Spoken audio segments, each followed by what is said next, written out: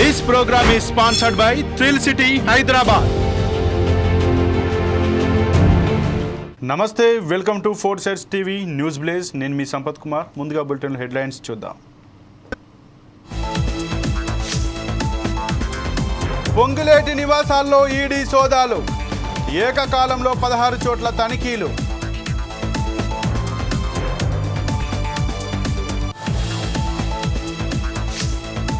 ములుగు జిల్లా తాడ్వాయిలో దారుణం, ఫారెస్ట్ అధికారులపై దాడి చేసిన దుండగులు.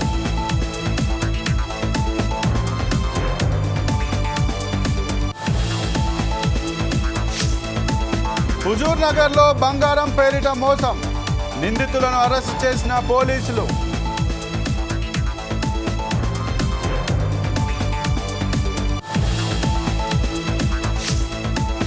పాల్వంచలో దేవర బెనిఫిట్ షో ఆలస్యం, థియేటరు అద్దాలు ధ్వంసం చేసిన ఫ్యాన్స్.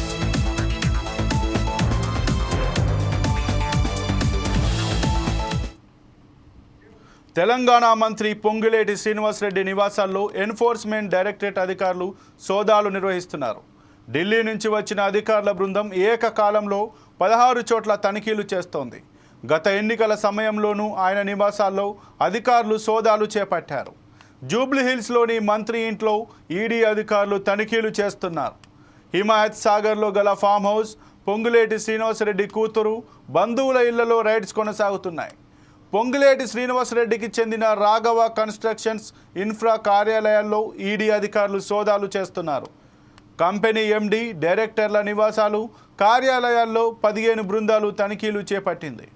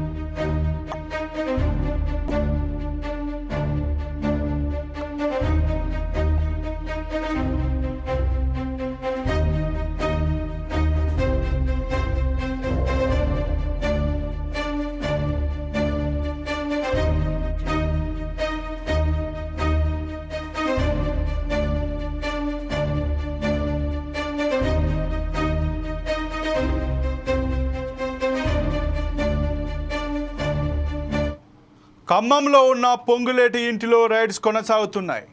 ఢిల్లీ జోనల్ అధికారులు తనిఖీలు చేపట్టారు. నారాయణపేట కొడంగల్ లిఫ్ట్ ఇరిగేషన్ ప్రాజెక్టును రాఘవ కన్స్ట్రక్షన్ కంపెనీ దక్కించుకుంది. దీనికి సంబంధం లేదని తెలుస్తోంది. గత ఎన్నికలకు ముందు కూడా పొంగులేటి ఇల్లు కార్యాలయంపై దాడులు జరిగాయి. ఇప్పుడు జరుగుతున్న రైడ్స్ దానికి కొనసాగింపు అని తెలుస్తోంది. పొంగులేటి శ్రీనివాసరెడ్డి కుమారుడు హర్షారెడ్డి చిన్న వయసులోనే బిలియనీర్గా మారారు. రాఘవ కన్స్ట్రక్షన్స్ వ్యవహారాలను ఆయనే పర్యవేక్షిస్తున్నారు. హర్షారెడ్డి పేరుతో 1300 కోట్ల రూపాయల ఆస్తులు ఉన్నాయి. ఇది చర్చనీయాంశంగా అవుతోంది. ఈ క్రమంలో వరుసగా ఈడీ రైడ్స్ జరగడం చర్చకు దారితీస్తోంది.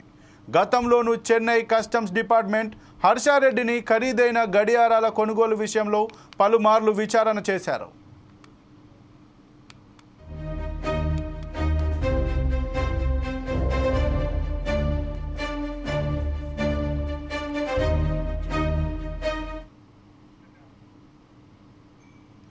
ములుగు జిల్లా తాడ్వాయి ఫారెస్ట్ రేంజ్ దామెరవాయి అటవీ ప్రాంతంలో 2 ఫారెస్ట్ అధికారులపై దుండగులు దాడికి పాల్పడ్డారు.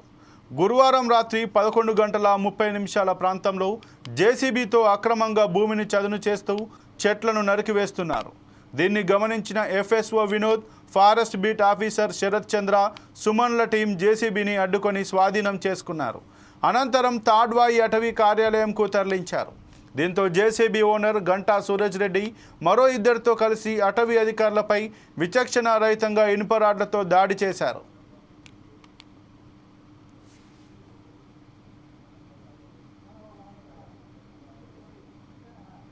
ఆఫీసర్స్ రాష్ట్ర నాయకత్వం తీవ్రంగా ఖండిస్తుంది. అదేవిధంగా ఇప్పుడు ప్రస్తుతం ఉన్న పరిస్థితులు మనము ఒకప్పుడు వన్యప్రాణులతో భయపడేది, కానీ ఇప్పుడు మానవ మృగాలతో భయపడే రోజులు వస్తున్నాయి. కాబట్టి అటవీ అధికారులు చాలా చాకచక్యంగా డ్యూటీలు నిర్వహించే ప్రయత్నం చేయాలి. కాబట్టి ఒంటరిగా ఎక్కడ వెళ్లకుండా పోయి మనం ఎలాంటివి చేసి మనం ప్రాణం మీదకి తెచ్చుకోవద్దు. మన వెనుక మన కుటుంబాలు ఉన్నాయి. ఆ అటవీ రక్షణ అనేది not only the duty of the forest officers, అందరూ ప్రజలు కూడా సంరక్షించి అందరూ ముందుకు వస్తేనే అటవీ రక్షణ జరుగుతుంది. కాబట్టి ఏకాక డిపార్ట్మెంట్తో ఎలాంటి అటవీ అభివృద్ధి జరగదని మనం తెలుసుకోవాలి. ఇప్పటికైనా మనం కనువిప్పు కాకుండా ఉంటే ఇటువంటి సంఘటనలు చాలా జరిగే ప్రయత్నం ఉంది. అందుకు మన అసోసియేషన్ కూడా అందరం ముందుండి ఇక ఇటువంటి సమస్యను మళ్ళీ పునరావృతం కాకుండా మేము చూస్తామని హామీ ఇస్తున్నాము. అదేవిధంగా నేరస్తుని కఠినంగా శిక్షించాలి. ఇటువంటి వారిని నాన్ అవైలబుల్ యాక్ట్ కింద అటెంప్ట్ మర్డర్ కేసును పెట్టి చేయాలి. కాబట్టి పోలీసు వాళ్ళు కూడా ఇటువంటి ఇష్యూలో సహకరించాలి. మాకు తెలిసిన విషయం ఏంటంటే వాడు బయటకు వచ్చి నేరస్తులు కూడా మళ్ళీ అక్కడ సిబ్బందిని భయభ్రాంతులు చేస్తున్నారని తెలిసింది. కాబట్టి పోలీసు వాళ్ళు చట్ట ప్రకారం చర్య తీసుకుంటే ఇటువంటి సంఘటనలు జరగవని మా అసోసియేషన్ నుంచి మేము చెబుతున్నాము. కాబట్టి అటవీ అధికారులు భయభ్రాంతులు లోన్ కాకండి, మీ యొక్క నేచర్ డ్యూటీస్ చేయండి తప్ప అత్యధికంగా మనం ఏదో చేస్తే ఎలాంటి ప్రయోజనం లేదని మనకు ప్రతి ఇష్యూలో రుజువు అవుతుంది. ఏదో సంఘటన జరగగానే ఏదో తూతూ మంత్రంగానే అవుతుంది, కానీ దానిపై కఠినమైన చర్య తీసుకోవడానికి మేము కూడా రాష్ట్ర కార్యవర్గం తరఫున పీసీఎఫ్ గారికి మరియు డీజీపీ గారికి మరియు సంబంధిత మినిస్టర్ వర్యులు అటవీ శాఖ వారికి కూడా మేము నివేదిస్తాము. ఇంతటితో ఈ సంఘటన ఎటువంటి సంఘటన జరగకుండా మేము ఖచ్చితంగా దీనిపై స్పందించి సరైన న్యాయం చేకూరుస్తాము. మరియు నెక్స్ట్ కార్యాచరణను కూడా మనం త్వరలో ప్రకటిస్తాము. మేము రాష్ట్ర కార్యవర్గం వాళ్ళతో సంప్రదించి మేము తదుపరి కార్యాచరణ కూడా ప్రకటిస్తామని తెలియజేసుకుంటున్నాను. నేను భానువత్ సాంబు, రాష్ట్ర junior forest officer association vice president. నిన్న రాత్రి తాడ్వాయి WLM రేంజ్లో బీట్ ఆఫీసర్ మరియు సెక్షన్ ఆఫీసర్ పై విచక్షణ రహితంగా దుండగులు దాడి చేసి గాయపరిచి వారిని హత్యాయత్నం చేయడానికి ఈ క్రమంలో ఫారెస్ట్ అధికారుల జీప్ వాహన లైట్స్ను ధ్వంసం చేసి జేసీబీని తీసుకొని వెళ్ళగా ఈ దాడిలో ఎఫ్ఎస్ఓ వినోద్లకు 3 చోట్ల తీవ్ర గాయాలై రక్తస్రావం జరిగింది. చేతివేళ్లు చాలా చోట్ల విరిగినట్టు వైద్యులు తెలిపారు. శరత్ చంద్రకు తీవ్ర గాయాలవగా మెరుగైన చికిత్స కోసం వరంగల్లోని ప్రైవేట్ హాస్పిటల్కి తరలించారు.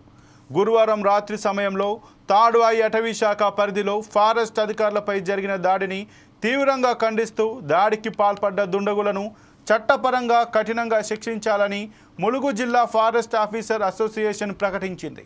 మరోవైపు అటవీ శాఖ మంత్రి కొండా సురేఖ ఈ ఘటనను ఖండించారు. నిందితులపై కఠిన చర్యలు తీసుకోవాలని ఆదేశించారు.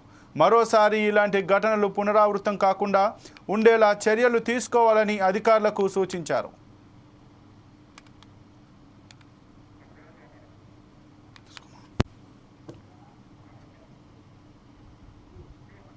ఇక ఈ విషయంపై మరింత సమాచారం మా ప్రతినిధి సుధాకర్ అందిస్తారు. సుధాకర్, చెప్పండి. తాడ్వాయి అటవీ రేంజ్లో ఫారెస్ట్ ఆఫీసర్స్ పైన అయితే ఒక దాడి అయితే జరిగింది. దాడిలో కొంతమంది ఫారెస్ట్ ఆఫీసర్స్ కూడా తీవ్రంగా గాయపడ్డట్టు తెలుస్తుంది. ఇంతకు అక్కడ అసలు ఏం జరిగింది?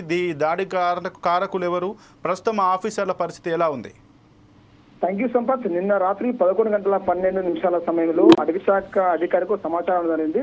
తాడవా నుంచి కాటాపూర్ గ్రామం మధ్యలో దండకారణ్యంలో కొంతమంది జేసీబీ వాహనంతో చెట్లు తీస్తున్నారు, చెట్లు నరికేస్తున్నారు, భూమి చదువు చేస్తున్న సమాచారం మేరకు 12 గంటల సమయం వరకు అటవీ శాఖ సిబ్బంది అక్కడ చేరుకోవడం జరిగింది. అయితే అటవీ శాఖ సిబ్బంది అక్కడ చేరుకునే సమయానికి చూసిన ఆ పోడు భూమి కానీ, లేక వాళ్ళు అటవీ సంపద నరికివేత కోసం వచ్చారా, లేక పోడు భూమి కోసం వచ్చారా, లేక అంత దండకారణం కాబట్టి మావోయిస్టులు ఏమైనా గతంలో దంపులు దాచిపెట్టారా అనే కోణంలో ఆ తవ్వకాలకు వచ్చారో తెలియదు. కానీ వీళ్ళు వచ్చిన పరిస్థితి వాళ్ళకి పసిగట్టిన వాళ్ళు మాత్రం వెంటనే వీళ్ళు దాడి చేయడం జరిగింది. అయితే బీట్ ఆఫీసర్లు, ఇద్దరు బీట్ ఆఫీసర్లు, ఒక సెక్షన్ ఆఫీసర్, ఒక డ్రైవర్, నలుగురు అక్కడికి వెళ్ళడం జరిగింది.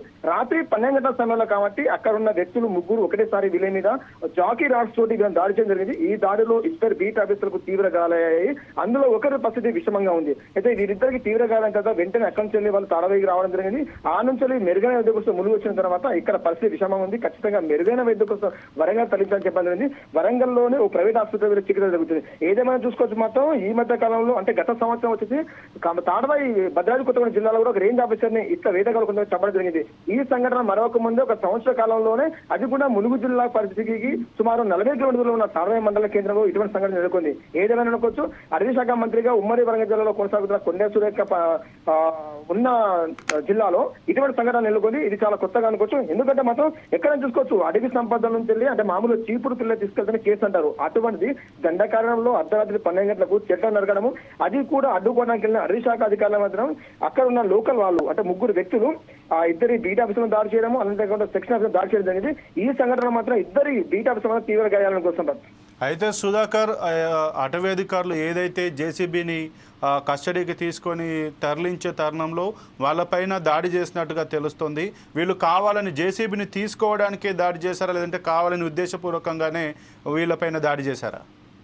సంపాద్ అదే దండకారణం అయింది. రాత్రి 12 గంటలకు కాబట్టి వీళ్ళకి సమాచారం వచ్చిన వెంటనే అటవీ శాఖ సిబ్బంది అక్కడ వెళ్ళడం జరిగింది. అయితే అప్పటికే వాళ్ళు అక్కడ జేసీబీ తోటి ఆ చెట్లను నరికేయడం చూస్తున్న సిబ్బంది అక్కడికి వెళ్ళి జేసీబీ ఎక్కి ఆ జేసీబీని ఆపి అక్కడి వెళ్ళి ఫారెస్ట్ ఆఫీస్ కి తరలించే ప్రయత్నం చేసిన నేపథ్యంలో మాత్రము అక్కడనే ఉన్న గంటా సూరజ్ రెడ్డి, అసంతో మనకు ఇద్దరు వ్యక్తులు ఉన్నాయి. వీరు ముగ్గురు వచ్చేసి చెనుపర్ ఆడుతోటి ఎఫ్ఎస్ఓ వినోద్ కుమార్ మీద, అలాగే సెక్షన్ బీట్ ఆఫీసర్ శరత్ చంద్ర మీద గాయాలు చేయడం జరిగింది. ఈ గాయాలు తీవ్రంగా అయిన తర్వాత వెంటనే మిగతా వాళ్ళిద్దరూ ఆ జీవులు తీసుకొచ్చి తాడవే రావడం జరిగింది. కానీ అక్కడ బ్లడ్ అంటే మొత్తం రక్తస్రావణ కావడం వల్ల వీరు ఎక్కడ వచ్చి గుర్తుపడతారని చెప్పి అదే రోజు రాత్రి అంటే నిన్న రాత్రి తాడవై మండల కేంద్రకు వచ్చి అక్కడ కారపొడి ఇట్లా తీసుకెళ్లి ఆ రక్తం ఎక్కడ పడిందో వాటి మీద చల్లని జరిగి చెప్పి మాకు సమాచారం వచ్చింది.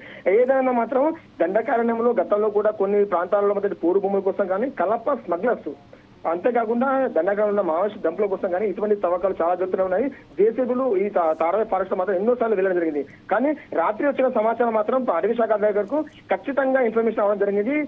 అడవిలో జేసీబీ నడుస్తుంది, అది దేనికోసం అని తెలియదు. కానీ తవ్వకాలు జరుగుతాయని చెప్పిన వెంటనే అటవీ శాఖ సిబ్బంది అక్కడికి వెళ్ళడము, అది చూసిన ఈ ఎవరున్నారో ఈ జేసీబీకి సంబంధించిన అనుచరులు అంతా ఒకటి వచ్చి అటవీ శాఖ మీద దాడి చేయడం జరిగింది. ఏదేమైనా మాత్రం ఈ మధ్య కాలంలో ఇటువంటి సంఘటనలు చాలా జరుగుతూనే ఉన్నాయి.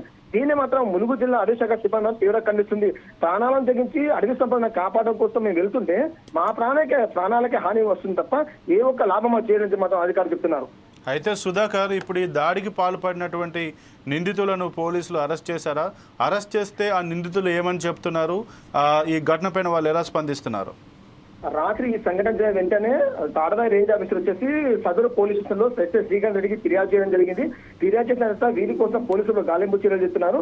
ఈ గంటా సూరజ్ రెడ్డి మరో ఇద్దరు వ్యక్తులు మొత్తం ముగ్గురు పరారులో ఉన్నారు. పోలీసులు వాళ్ళని పట్టుకునే ప్రయత్నం చేస్తున్నారు. ఏదేమైనా మాత్రం వీళ్ళు లోపలికి వచ్చినా కూడా బయట అంటే పోలీసులు పట్టుకున్నా రిమాండ్ బయటకు వచ్చిన తర్వాతనే మాత్రం లోకల్ ఉన్న బీట్ ఆఫీసర్లు కానీ వాచ్మెన్ కానీ భయభ్రాంతులు గురి చేసే అవకాశం ఎక్కువ మాత్రం అటవీ శాఖ అధికారులు చెప్తున్నారు. ఎందుకంటే ఈ సూరజ్ రెడ్డి అనే వ్యక్తి అలాగే ఆ దాడిలో పాల్పడ్డ మరో ఇద్దరు మాత్రం తాడవాయి మండలంలో కొంచెం పేరు ప్రఖ్యాతలు ఉన్న వ్యక్తులు కాబట్టి వీరి వద్ద మాకు కొంచెం ప్రాణహాని ఉంది, మమ్మల్ని భయభ్రాంతులు గురి చేసే అవకాశం ఎక్కువ మాత్రం చెప్తూనే ఉన్నారు.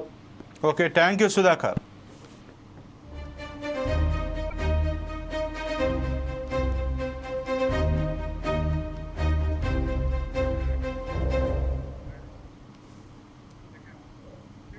కొండా లక్ష్మణ్ బాపూజీ జీవిత చరిత్రను భావితరాలకు తెలిసే విధంగా పాఠ్యాంశంగా చేర్చాలని ఎమ్మెల్యే రేవూరి ప్రకాష్ అన్నారు.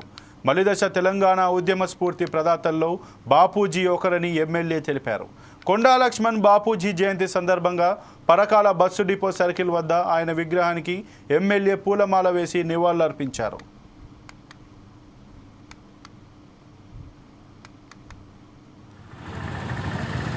నిబద్ధతతో నిజాయితీతో రాజకీయాలు చేద్దామనుకున్న వారికి ప్రస్తుత రాజకీయ పరిస్థితులలో, ప్రస్తుత రాజకీయ నాయకులలో మనం ఒకసారి చూస్తే నిజంగా ఒక రకంగా మనం సిగ్గుతో తల ఉంచుకోవాల్సిన పరిస్థితులు ప్రస్తుత రాజకీయ పరిస్థితుల్లో ఉన్నాయని చెప్పి మనకు తెలియక తప్పదు.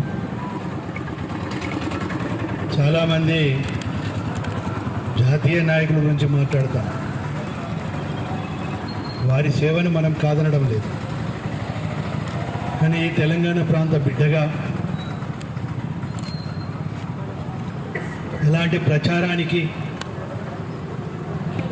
ఎలాంటి వ్యక్తిగా తను గుర్తింపు పొందాలని ఏ రోజు కూడా ప్రయత్నించని వ్యక్తి మహానీయుడు కొండా లక్ష్మణ్ బాపూజీ గారు అని చెప్పి మనం చెప్పగలుగుతాం. ఈరోజు ఒకసారి వారి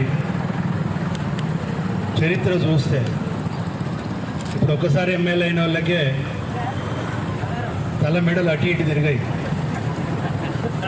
కానీ మనం చూస్తే 1952 తొలిసారిగా, అంటే మన స్వతంత్రం వచ్చిన తర్వాత ప్రజాస్వామ్య వ్యవస్థలో మన రాజ్యాంగం ఏర్పాటైన తర్వాత మొదటి ఎన్నికలలో 1952లోనే ఆషాబాద్ నియోజకవర్గం నుండి ఎమ్మెల్యేగా కావడం జరిగింది. అంటే ఇది ఎంతమందికి తెలుసు అంటే, నేను ఒక శాసనసభ్యుడు కూడా నిజంగా నాకు కూడా ఆయన చెప్తే కలుగుతుంది.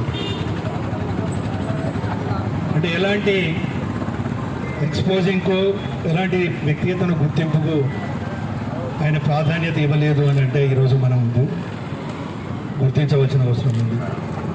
దాని తర్వాత చూస్తే 1957లో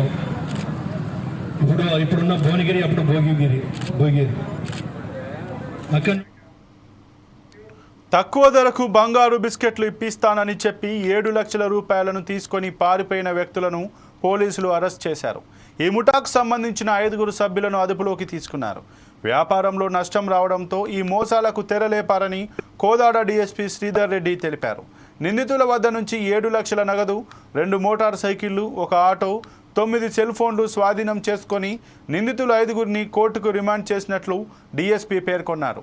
ఈ కేసులో చాకచక్యంగా వ్యవహరించిన సిఐ చరమందు రాజుతో పాటు SI Muthaiah, Naresh, ASI Balaram Reddy, ID party కానిస్టేబుళ్లు నాగరాజు, శంబయ్యను డీఎస్పీ అభినందించారు. చేయడానికి మేము కూడా కొంటున్నామని చెప్పేసి నోముల ప్రకాష్ ఏదైతే చేస్తాడో ఆయన వాడే చైల్డ్ కరెన్సీ అంటారు, not fake currency, child currency. యాక్చువల్గా ఇట్లా కంటి చూపు అది ఓపెన్ చేసి చూస్తే తెలిసిపోతుంది అది నాట్ జెన్యూన్ ఉంటుంది. సో అది కూడా సీజ్ చేయడం జరిగింది. ఇవన్నీ తీసుకొని ఈరోజు వాళ్ళకి రిమాండ్ చేసి కోర్టుకు పంపించడం జరుగుతుంది. ఈ క్రైమ్లో మొదటి నుంచి కూడా తనదైన శైలిలో ఈ కేసును విచారణని అంటే ఇన్వెస్టిగేషన్ చేసిన సిఐ చరమందరాజుకి ఎంఎస్సి కొరకు మేము ప్రపోజల్ పంపడం జరుగుతుంది, ఐజీ గారికి రివార్డ్ కొరకు. ఇతరత్ర ఇన్ఫర్మేషన్ తీసుకుంటూ గత ఆల్మోస్ట్ 20 డేస్గా tried hard to detect this case. Finally మళ్ళీ మాకు ఇది ప్రోగ్రెస్లో ఉండగానే మళ్ళీ ఒక ఇన్ఫర్మేషన్, ఒక కేసు రావడం జరిగింది. నిన్న మనకి ఒక వ్యక్తి దగ్గర 10,000 రూపీస్ జరిపోతులకు. మేడ్చల్ జిల్లా కుత్బుల్లాపూర్లోని దూలపల్లి చెరువును ఎంపీ ఈటెల రాజేందర్ పరిశీలించారు. డ్రైనేజీని చెరువులో కలపడం వల్ల కలుషితం అవుతుందని మళ్లించే ఏర్పాట్లు చేయాలని స్థానికులు ఎంపీని కోరారు. ఖాళీ స్థలం కబ్జా కాకుండా చూడాలని విజ్ఞప్తి చేశారు.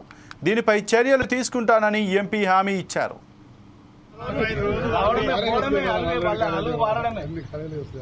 ఈ కింద ఉన్న లేఅవుట్ అంతా ఉన్న అపార్ట్మెంట్స్ ఉన్న వాళ్ళకి అంతా బాగా ఇబ్బంది అవుతుంది.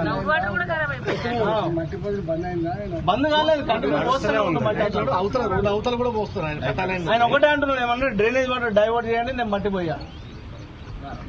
డ్రైనేజ్ వాటర్ డైవర్ట్ చేయండి, నాకు నా పట్టణాల్లో నేను ఉంటాను, నేనేం కట్టను, కన్స్ట్రక్షన్ చేయను, అగ్రికల్చరే చేసుకుంటా అని మాట్లాడుతున్నాను. కోర్టుకు పోయిన ఆయన హైకోర్టులో ఉంది.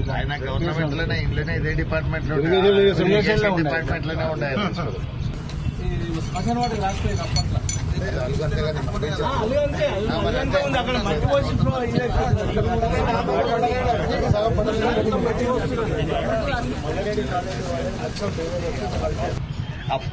వాస్తవంగా అయితే ఇంతకు ముందు పాక్ సాగర్ ఇవన్నీ అక్కడ Pak Sagar to tank bund పోయేది. భద్రాద్రి కొత్తగూడెం జిల్లా పాల్వంచలో ఉద్రిక్తత నెలకొంది.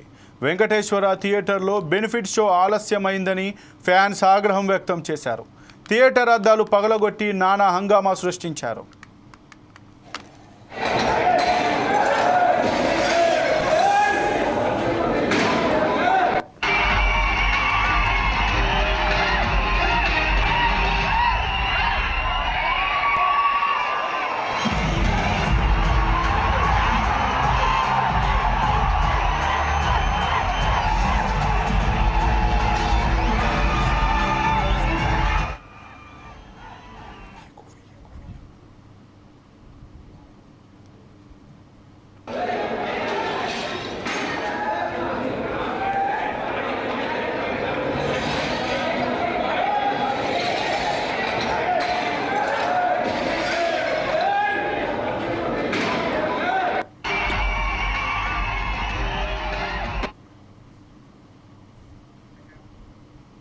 ఇక ఇవి ఇప్పటివరకు బులెటిన్లో ఉన్న అప్డేట్స్. మరిన్ని అప్డేట్స్ కోసం చూస్తూనే ఉండండి 4 Sides TV.